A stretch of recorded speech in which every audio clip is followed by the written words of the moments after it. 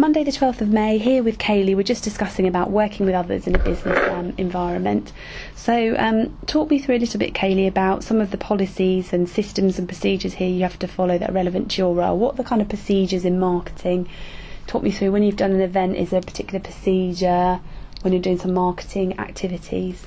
So before an event we'll have a few procedures set, so we'll always make a checklist of everything we have to do in the run-up to the event. We'll then make a checklist of everything we have to do on the day of the event and after the event, so we can ensure we are constantly doing everything needed in lines of the marketing and follow up, and we make sure we don't miss anything out. Do you use social media?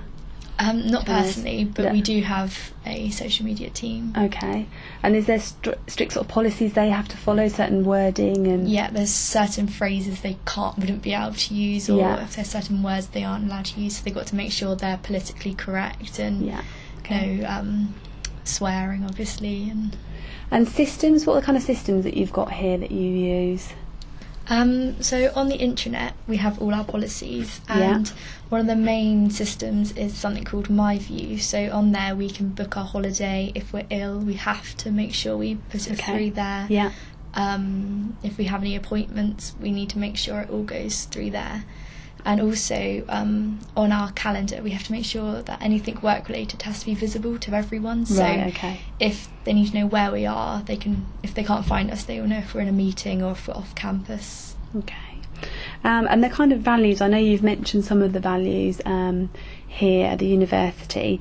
How do you apply those in sort of your aspects of your work, in particular in marketing? How do you put across those?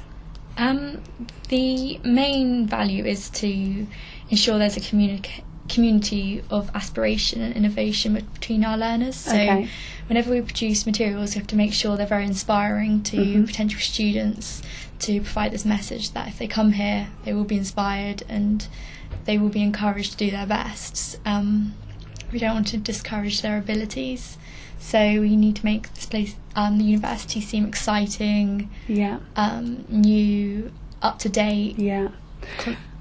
And how do you, when you're working with external companies, how do you make them complete that? How do you get them across those messages?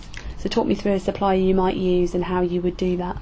To make sure these are put through, we always make a design brief. So we bullet point everything we want to come across in our materials. So when we make, recently we got some fact sheets designed externally and then produced externally. So we want to make sure they use the right images, text, sizing, colours.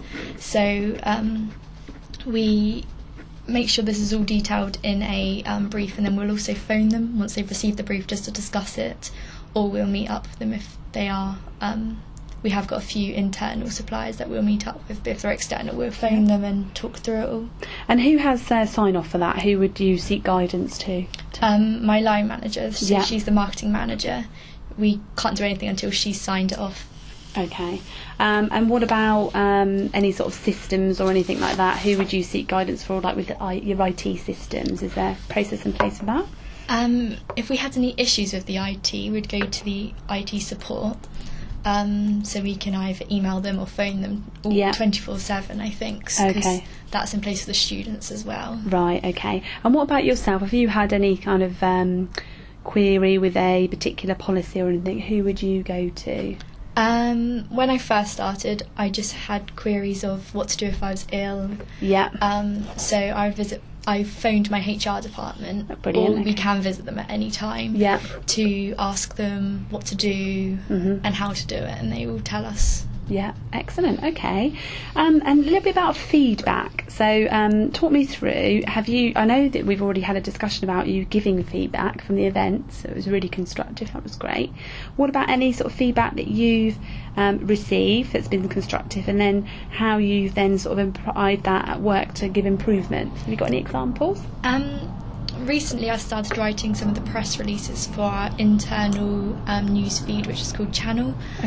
This goes through our website and our internal website, and at the beginning it's been very difficult to learn the type of tone and language the university use. So I would write my draft, and then either the marketing coordinator or my line manager would read through it.